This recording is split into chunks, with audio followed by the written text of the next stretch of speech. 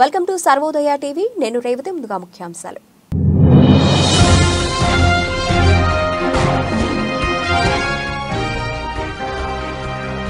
Navalny మృతికి పుతినే కారణం, సంచలన ఆరోపణలు చేసిన బైడెన్.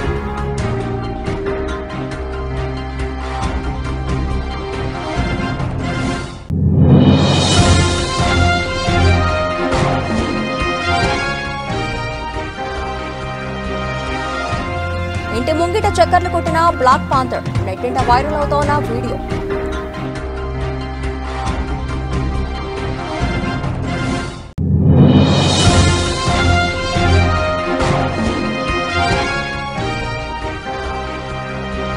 ఏపీ ఫైబర్ నెట్ కేసులో సిఐడి ఛార్జ్షీట్ దాఖలు, A1 గా చంద్రబాబు.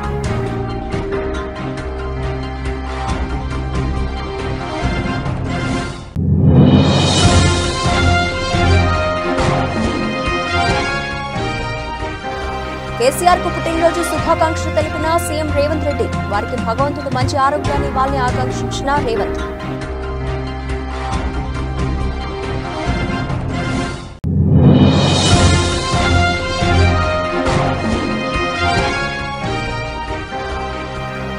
కేసీఆర్ 70వ జన్మదిన వేడుకలు, తానే ఒక చరిత్ర పేరిట 30 నిమిషాల డాక్యుమెంటరీ.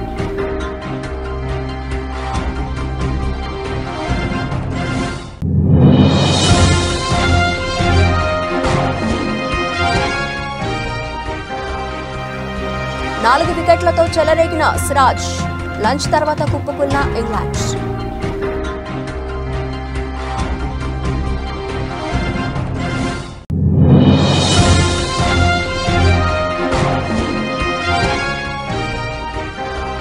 హాలీవుడ్ రేంజ్ కి తగ్గేలా లేదు. సినీ ఇండస్ట్రీలో చర్చనీయాంశంగా మారిన మహేష్ రాజమౌళి మూవీ.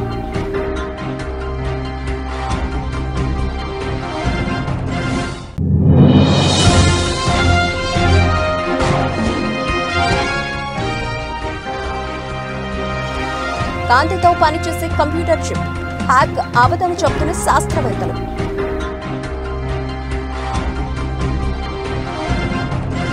రెటికి డీటెయిల్స్ చూస్తే, రష్యా ప్రతిపక్ష నేత అలెక్సీ నావల్నీ మృతికి అధ్యక్షుడు వ్లాదిమిర్ పుతిన్ కారణమని అమెరికా అధ్యక్షుడు జో బైడెన్ అన్నారు. నావల్నీ మృతి పట్ల తీవ్ర పర్యవసానాలు తప్పవన్నారు. నావల్నీ మరణంలో ఆశ్చర్యం ఏమీ లేదని, కానీ ప్రతిపక్ష నేత మృతి చెందిన తీరు ఆగ్రహానికి లోను చేస్తోందని బైడెన్ తెలిపారు. నిజానికి నావల్నీకి ఏం జరిగిందన్న అంశంపై క్లారిటీ లేదని, కానీ పుతిన్ ఆయన అనుచరులే ఈ హత్యకు కారణమై ఉంటారని బైడెన్ చెప్పారు.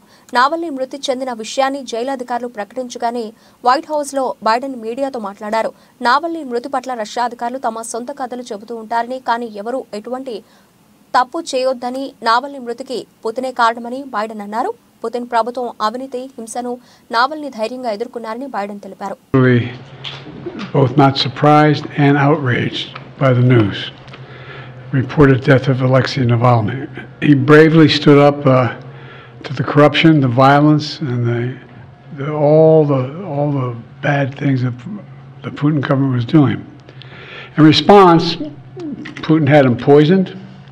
He had him arrested. He had him prosecuted for fabricated crimes. He sentenced him to prison. He was held in isolation. Even all that didn't stop him from calling out Putin's lies. Even in prison, he was a powerful voice for the truth, which is kind of amazing when you think about it. Reports of his death, if they're true, and I have no reason to believe they're not, Russian authorities are going to tell their own story. But make no mistake, Putin is responsible for Navalny's death. Putin is responsible. What has happened to Navalny is yet more proof of Putin's brutality. Sir, first, was this an assassination? The answer is we don't know exactly what happened, but there is no doubt that the death of Navalny was the consequence of something that Putin and his thugs did. ఎంతో అరుదుగా కనిపించే black panther తాజాగా ఓ ఇంటి ఆవరణలో చక్కర్లు కొట్టింది. ఇందుకు సంబంధించిన వీడియోని ఇండియన్ ఫారెస్ట్ సర్వీస్ అధికారి పర్వీన్ కశ్వాన్ ట్విట్టర్లో పోస్ట్ చేశారు. అడవిలో ఉండాల్సిన వన్యప్రాణులు, క్రూర జంతువులు ఇటీవల కాలంలో జనావాసాల్లోకి ప్రవేశిస్తున్నాయి. అటవీ సమీప ప్రాంతాల్లోని గ్రామాలకు వచ్చి ప్రజలను భయభ్రాంతులకు గురిచేస్తున్నాయి. ఎంతో అరుదుగా కనిపించే బ్లాక్ పాంథర్ తాజాగా ఓ ఇంటి ఆవరణలో చక్కర్లు కొట్టింది. తమిళనాడు రాష్ట్రంలోని నీలగిరి ప్రాంతంలోని ఓ ఇంటి ఆవరణలోకి ప్రవేశించిన నల్ల చిరుత అక్కడ పెరట్లో చక్కర్లు కొట్టింది. ఇందుకు సంబంధించిన దృశ్యాలు అక్కడే ఉన్న సీసీటీవీ ఫుటేజ్లో రికార్డయ్యాయి. ఈ వీడియోని ఇండియన్ ఫారెస్ట్ సర్వీస్ అధికారి పర్వీన్ కశ్వాన్ ట్విట్టర్లో పోస్ట్ చేశారు. ఎవరైనా మీ ఇంటిని ఇలా సందర్శిస్తే ఎలా ఉంటుందో ఊహించుకోండి. నల్ల చిరుతలు ఎక్కడ కనిపిస్తాయో తెలుసా అంటూ వీడియోకి క్యాప్షన్ ఇచ్చారు. ప్రస్తుతం ఈ వీడియో నెట్టింట తెగ వైరల్ అవుతోంది.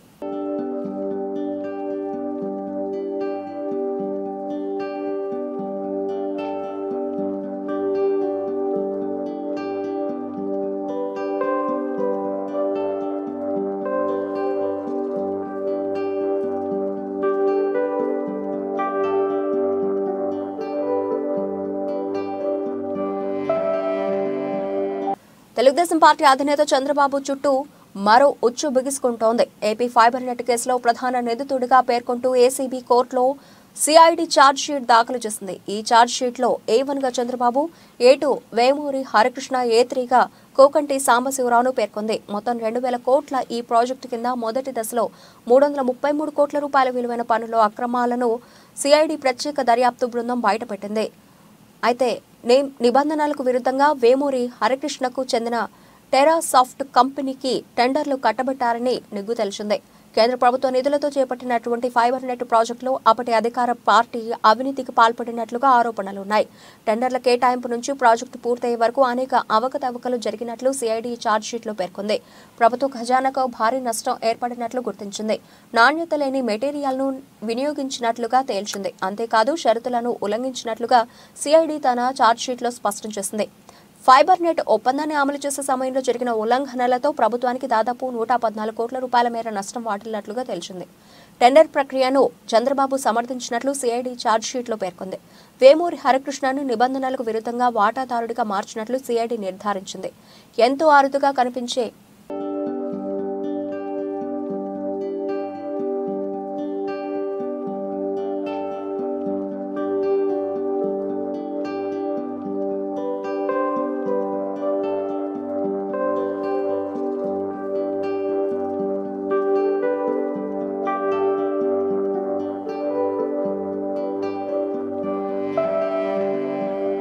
తెలంగాణ మాజీ ముఖ్యమంత్రి బీఆర్ఎస్ అధినేత కేసీఆర్ ఇవాళ్టితో 70వ ఏటా అడుగుపెట్టారు.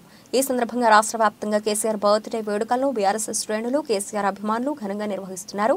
కేసీఆర్ బర్త్డే సందర్భంగా పలువురు రాజకీయ, సినీ, వ్యాపార రంగాల ప్రముఖులు స్వయంగా సోషల్ మీడియా వేదికగా శుభాకాంక్షలు తెలుపుతున్నారు.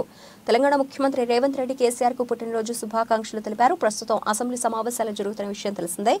అసెంబ్లీలో సాగునీటి ప్రాజెక్టులపై ప్రభుత్వం శ్వేతపత్రం విడుదల చేసింది. ఈ క్రమంలో ఉత్తమ్ శ్వేతపత్రాన్ని విడుదల చేశారు. అనంతరం సీఎం రేవంత్ రెడ్డి సభలో మాట్లాడుతూ మాజీ సీఎం బీఆర్ఎస్ అధినేత కేసీఆర్ కు పుట్టినరోజు శుభాకాంక్షలు తెలియజేశారు. వారికి భగవంతుడు మంచి ఆరోగ్యాన్ని ఇవ్వాలని రేవంత్ ఆకాంక్షించారు. తెలంగాణ పునర్నిర్మాణంలో వారు పాత్ర పోషించి ఈ సభలో ప్రతిపక్ష నాయకుడిగా సభను సజావుగా నడపడానికి, తెలంగాణ సమాజాన్ని అభివృద్ధి పదం వైపు నడిపించడానికి వారికి పూర్తి స్థాయిలో దేవుడు శక్తినివ్వాలని కోరుకుంటున్నట్లు రేవంత్ రెడ్డి అన్నారు. ప్రధాన ప్రతిపక్ష నాయకుడు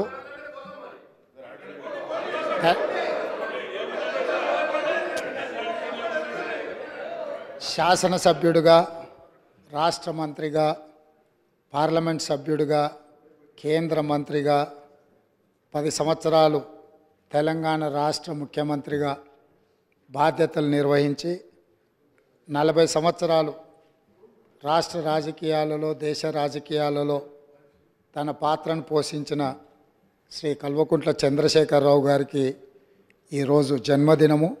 వారికి కాంగ్రెస్ పార్టీ పక్షాన జన్మదిన శుభాకాంక్షలు తెలియజేస్తున్నా.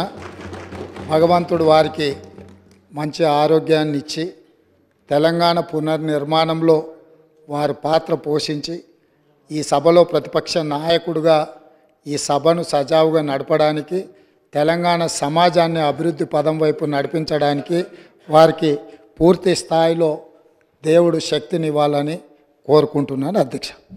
ఉద్యమ సారథి తెలంగాణ తొలి సీఎం కేసీఆర్ ఇవాళ్టితో 70వ ఏట అడుగిడనున్నారు. ఈ సందర్భంగా రాష్ట్ర వ్యాప్తంగా కేసీఆర్ బర్త్డే వేడుకలను బీఆర్ఎస్ శ్రేణులు, కేసీఆర్ అభిమానులు ఘనంగా నిర్వహిస్తున్నారు. కేసీఆర్ బర్త్డే సందర్భంగా తెలంగాణ భవన్లో ప్రత్యేక కార్యక్రమాలు నిర్వహించనున్నారు. ఈ కార్యక్రమాలకు party working president KTR, Harish Rao, ఇతర కీలక నేతలు హాజరు కానున్నారు. కేసీఆర్ 70వ పుట్టినరోజును గుర్తు చేసేలా 70 కిలోల భారీ కేక్ను కట్ చేయనున్నారు. అనంతరం కేటీఆర్ చేతుల మీదుగా 1000 మంది ఆటో డ్రైవర్లకు 1,00,000 చొప్పున ఇన్సూరెన్స్ పత్రాలను, దివ్యాంగులకు వీల్ చైర్లను పంపిణీ చేస్తారు. అనంతరం తానే ఒక చరిత్ర పేరిట 30 నిమిషాల డాక్యుమెంటరీని కేటీఆర్ ప్రారంభిస్తారు. కేసీఆర్ బర్త్డే సందర్భంగా ప్రతి ఒక్కరూ మొక్క నాటాలని రాజ్యసభ సభ్యులు ఎంపీ సంతోష్ కుమార్ పిలుపునిచ్చారు. ఈ మేరకు ఎక్స్ వేదికగా ఆయన ప్రజలను కోరారు. ఇదిలా ఉంటే కేసీఆర్ బర్త్డే సందర్భంగా శుభాకాంక్షలు వెల్లువెత్తుతున్నాయి. పలువురు రాజకీయ, వ్యాపార, సినీ, ఇతర రంగాల ప్రముఖులు మాజీ సీఎం కేసీఆర్ కు పుట్టినరోజు శుభాకాంక్షలు తెలుపుతున్నారు. హర్యానా గవర్నర్ బండారు దత్తాత్రేయ కేసీఆర్ కు పుట్టినరోజు శుభాకాంక్షలు తెలిపారు. కేసీఆర్ తో తనకున్న అనుబంధాన్ని తెలియజేశారు.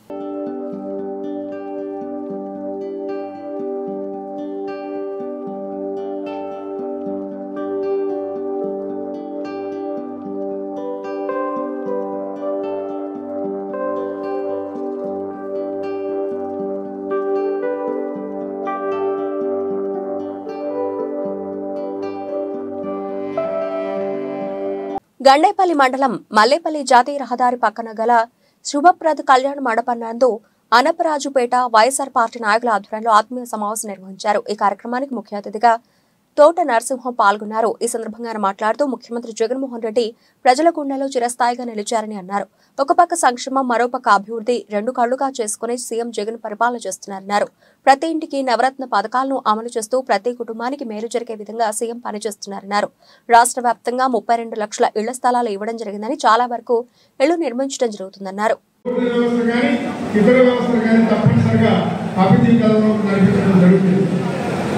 మనందరికీ తెలుసు, ఈరోజు మన రాష్ట్ర ముఖ్యమంత్రి శ్రీ వైఎస్ జగన్మోహన్ రెడ్డి గారు అనేక రకాలైన సంక్షేమ అభివృద్ధి కార్యక్రమాలు చేస్తున్నారు.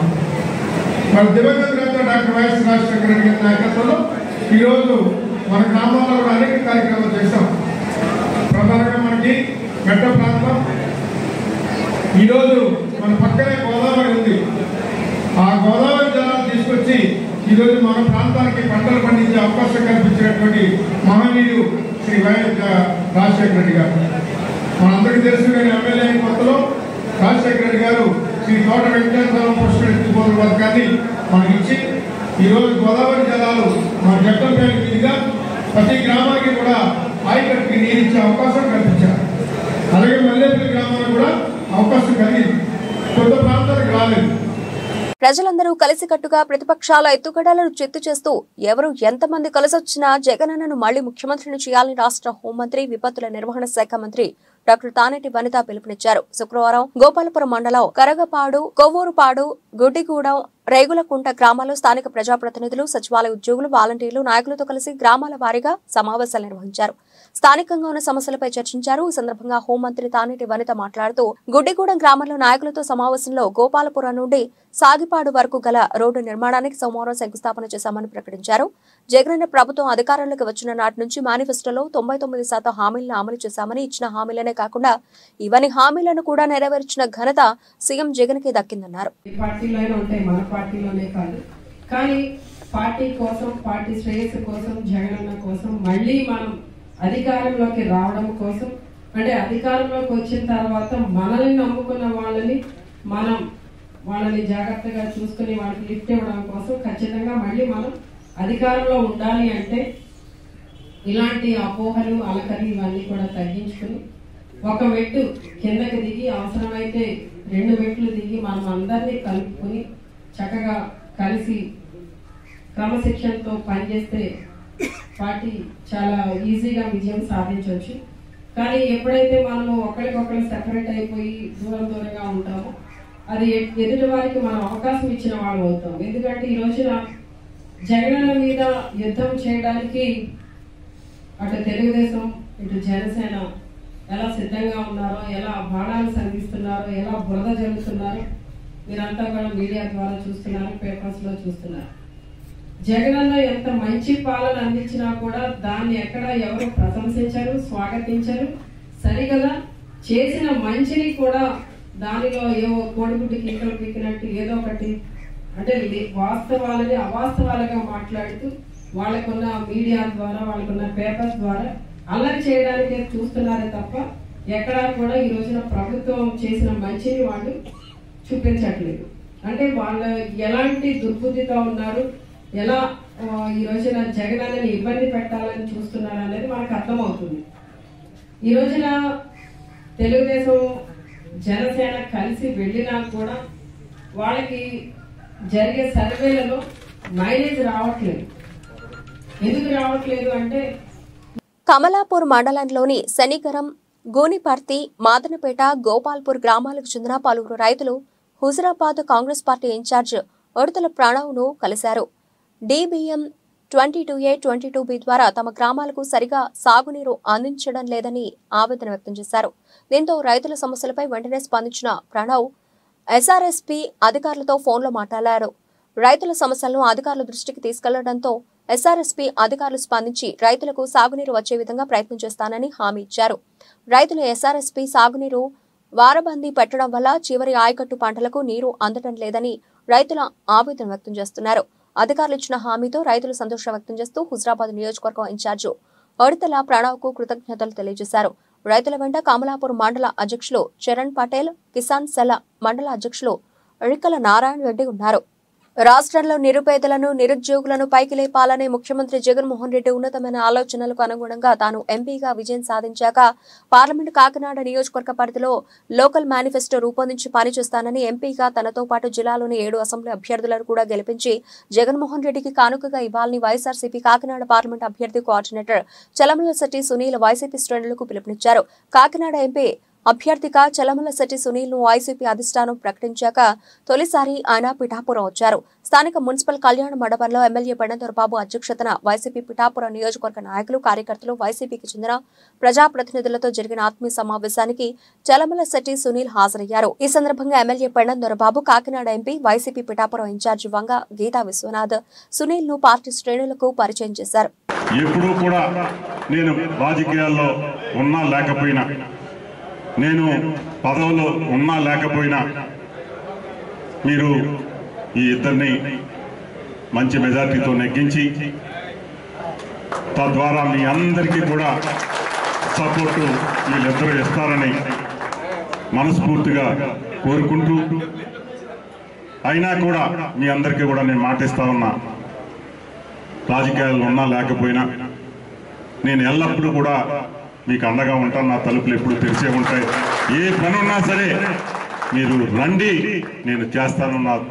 నా చేతిలో ఉన్న పని ఏదైనా కూడా చేస్తానని చెప్పేసి ఈ వేదిక ద్వారా తెలియజేస్తూ, ఏదైతే ఇప్పటి వరకు ఈ 25 సంవత్సరాలుగా ప్రభుత్వం వచ్చిన తర్వాత ఈ 4 సంవత్సరాల 10 నెలల కాలంలో పార్టీ పుట్టినాటి నుంచి ఈనాటి వరకు నాతో ప్రయాణించిన ప్రతి ఒక్కరికి కూడా శిరస్సు వంచి నమస్కరిస్తూ, మీ అందరూ కూడా మనస్ఫూర్తిగా నన్ను ఈసారి ఇక్కడ ఎంపీ అభ్యర్థిగా అలాగే పార్లమెంట్ నియోజకవర్గ ఇన్ఛార్జిగా నియమించినప్పుడు ఆయనకి ధన్యవాదాలు తెలపాలో లేక ఆయనకి ఏం చెప్పాలో తెలియక నేను కలిసినప్పుడు మళ్ళీ నన్ను ఎందుకు నిర్ణయించలేదబ్బా, నువ్వు ఆ ప్రాంతానికి కావాలి, నీలాంటి ఎక్స్పోజర్ ఉన్నవాడు కాకినాడ పార్లమెంట్ నియోజకవర్గంలో చాలా అవసరం ఉన్నది, నీకెందుకు, నీకు అక్కడ ఉన్న సర్వేలు కానీ అన్ని రకాలుగా మేము ఆలోచన చేసే నేను నియమించడం జరిగిందని చెప్పినప్పుడు నేను ముఖ్యంగా ఆలోచన చేసింది మళ్ళీ, ఎందుకంటే ఈ రోజున 1 సారి 2 సార్లు ఓడిపోయిన వారికే అవకాశం రావడం చాలా అరుదు. అలాంటిది నాకు 3 సార్లు పోటీ చేసిన విజయం దక్కపోయినప్పటికీ 4వసారి మళ్ళీ నేను అధికార పార్టీ అయినటువంటి వైఎస్ఆర్ కాంగ్రెస్ పార్టీ తరఫున జగన్మోహన్ రెడ్డి గారు. ఖమ్మంలో బీఆర్ఎస్ కు బిగ్ షాక్ తగిలింది. పార్లమెంట్ ఎన్నికల ముంగిట ఆ పార్టీ నుంచి పెద్ద ఎత్తున నాయకులు రాజీనామా బాటపట్టారు. సీనియర్ నాయకుడు డాక్టర్ పులిపాటి ప్రసాద్ నేతృత్వంలోని ఆయన మిత్ర బృందం బీఆర్ఎస్ పార్టీని వీడారు. అసెంబ్లీ ఎన్నికలు, ఆ తర్వాత పార్టీలో చోటు చేసుకున్న పరిణామాలు, అగ్రనేతల వ్యవహార శైలి కారణంగానే తాము పార్టీని వీడిపోతున్నట్లు నాయకులు ప్రకటించారు. కమ్మ, రెడ్డి, కాపు, వైశ్య, మాదిగ, మాల తదితర అన్ని సామాజిక వర్గాలకు చెందిన OC, BC, minority, SC, ST, Christian నాయకులు పార్టీని వీడారు. కులమతాలకు అతీతంగా పెద్ద ఎత్తున నాయకులు మూకుమ్మడిగా రాజీనామా చేసి భవిష్యత్తులో ఖమ్మం సమగ్రాభివృద్ధికి కృషి చేసే వారికే తమ మద్దతు ప్రకటించనున్నామని వెల్లడించడం పట్ల పలువురు హర్షం వ్యక్తం చేస్తున్నారు. ముఖ్యంగా తెలంగాణలో కూడా ప్రజలు నమ్మలేకపోయారు. ఎందుకంటే ఉద్యమ పార్టీ ఉన్నంత కాలం అందరికీ చేయాలి. ఉద్యమ పార్టీ ఉన్నంత కాలం చాలా మీకు తెలుసు, ప్రతి ఎన్నికల్లో కేసీఆర్ గారు ఉద్యమ నాయకులు ప్రాణాలు అర్పించే చందమంది యువత మొత్తం కూడా త్యాగం చేసి ఉద్యోగాలు త్యాగం చేసి దళిత బలహీన వర్గాలందరూ కూడా ఈ తెలంగాణ కోసం పనిచేసి తెలంగాణ ఏర్పాటులో కూడా బడుగు బలహీన వర్గాల పాత్ర చాలా అసామాన్యం. అలాంటి టైంలో కేసీఆర్ గారు తప్పుడు నిర్ణయం తీసుకోవడంతో బీఆర్ఎస్ ఏర్పాటు చేయడంతో మేము ప్రజల్లో అబాస్పాలైనాం. కాబట్టి మేము ఫస్ట్ ఈ యొక్క బీఆర్ఎస్ పార్టీకి రాజీనామా చేస్తున్నాం. ప్రధాన కారణం జాతీయ స్థాయిలో బీఆర్ఎస్ పార్టీ తన ఉనికిని కోల్పోవడం, చెప్పిన మాట ప్రకారం దేశ స్థాయిలో లేకపోవడంతో మేము బీఆర్ఎస్ కి రిజైన్ చేస్తున్నాం. తూర్పుగోదావరి జిల్లా నిడదవోలు మండలం కంసాలిపాలెం గ్రామంలో ఈరోజు ఓ వింత సంఘటన చోటు చేసుకుంది. కంసాలిపాలెం గ్రామంలో ఊరి చివర ఉన్న చెరువు వద్ద వేప చెట్టు నుండి పాలు కారడంతో భక్తులు తండోపతండాలుగా తరలివచ్చారు. తమ గ్రామానికి ఇది శుభ పరిణామమని మహిళలు వేప చెట్టుకు పూజలు నిర్వహించారు.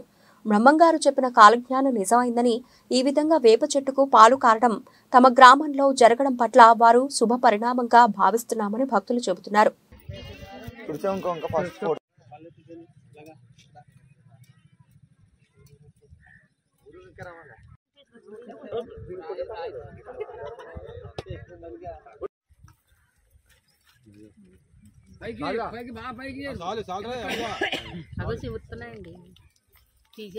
అక్కడ రాగి చెట్టు కూడా వేప చెట్టు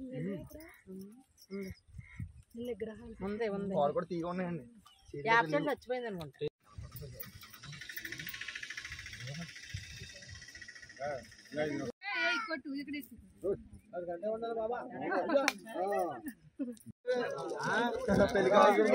రాజ్కోట్ టెస్ట్లో 3వ రోజు ఇంగ్లాండ్ స్వల్ప స్కోర్కే కుప్పకూలింది. లంచ్ తర్వాత భారత బౌలర్ల చెలరేగడంతో టపాటపా వికెట్లు కోల్పోయి 319 పరుగులకే ఆలౌట్ అయింది. పేసర్ సిరాజ్ 4 వికెట్లతో ఇంగ్లాండ్ పతనాన్ని శాసించాడు. దాంతో టీమిండియాకు 126 పరుగుల ఆధిక్యం లభించింది. లంచ్కు ముందు 290/5తో పటిష్ట స్థితిలో కనిపించిన స్టోక్స్ సేన అనూహ్యంగా మరో 29 పరుగులకే చాప చుట్టేసింది. లంచ్ తర్వాత బంతి అందుకున్న జడేజా కెప్టెన్ బెన్ స్టోక్స్ ను అవుట్ చేశాడు. ఆ కాసేపటికే సిరాజ్ సూపర్ డెలివరీతో బెన్ ఫోక్స్ ను బోల్తా కొట్టించాడు. అప్పటికే ఆలౌట్ ప్రమాదంలో పడిన ఇంగ్లాండ్ 10 పరుగుల తేడాతో చివరి 3 వికెట్లు కోల్పోయింది.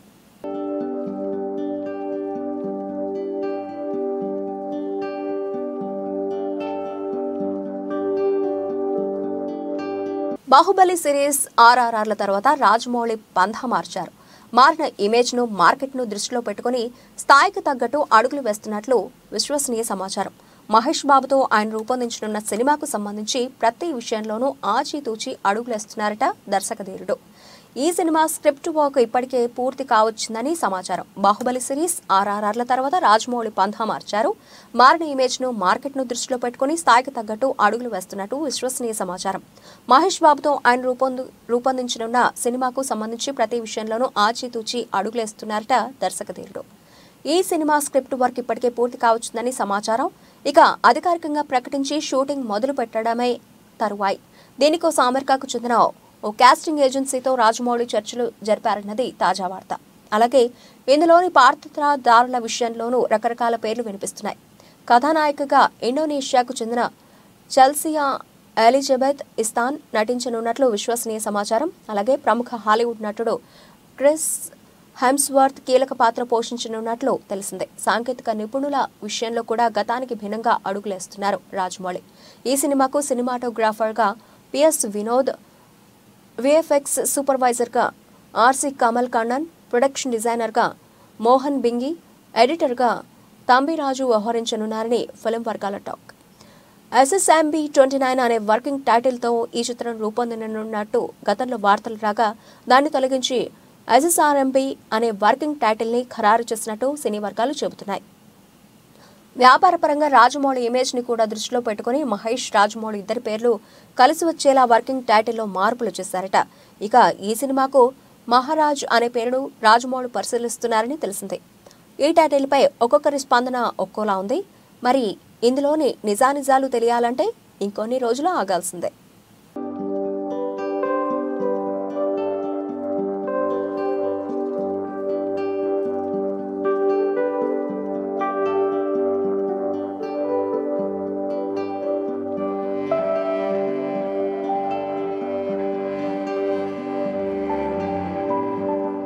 విద్యుత్ బదులుగా కాంతితో పనిచేసే కొత్త కంప్యూటర్ చిప్ను పెన్సిల్వేనియా యూనివర్సిటీ శాస్త్రవేత్తలు అభివృద్ధి చేశారు. దీని ద్వారా కృత్రిమ మేధ పద్ధతులను అభివృద్ధి చేసి డేటా బదిలీ వేగవంతంగా మరింత సామర్థ్యంతో చేయొచ్చని వారు చెబుతున్నారు.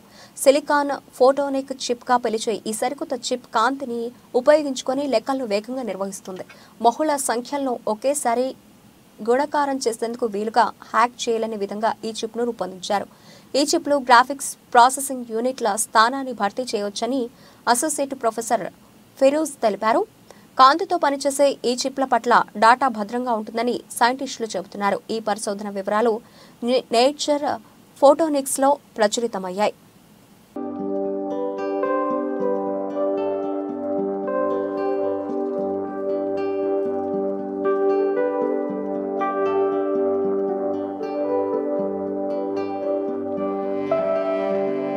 బులెటిన్ ముగించే ముందు హెడ్లైన్స్ మరోసారి.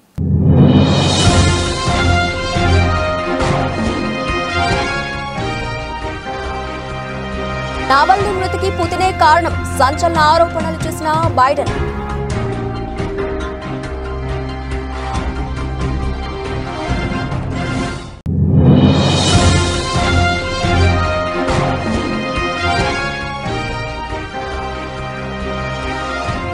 ఇంటి ముంగిట చక్కర్లు కొట్టిన బ్లాక్ పాంథర్, నెట్టింట వైరల్ అవుతోన్న వీడియో.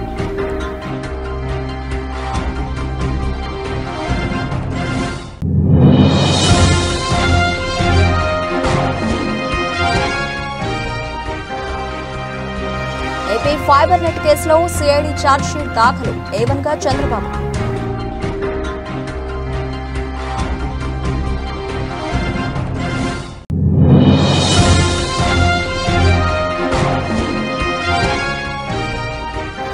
కేసీఆర్ కు పుట్టినరోజు శుభాకాంక్షలు తెలిపిన సీఎం రేవంత్ రెడ్డి, వారికి భగవంతుడు మంచి ఆరోగ్యాన్ని ఇవ్వాలని ఆకాంక్షించిన రేవంత్.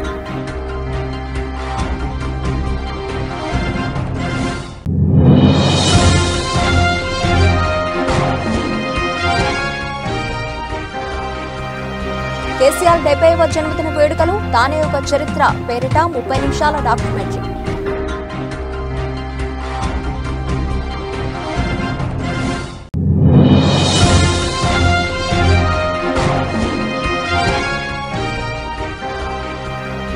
నాలుగు వికెట్లతో చెలరేగిన సిరాజ్, లంచ్ తర్వాత కుప్పకున్న ఇంగ్లాండ్.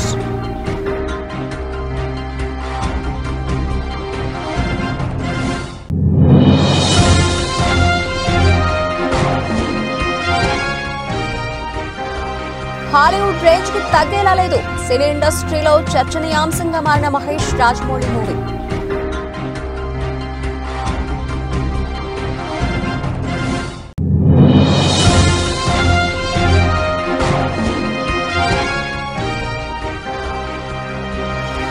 కాంతితో పనిచేసే కంప్యూటర్ చిప్ హ్యాక్ అవదని చెబుతున్న శాస్త్రవేత్తలు.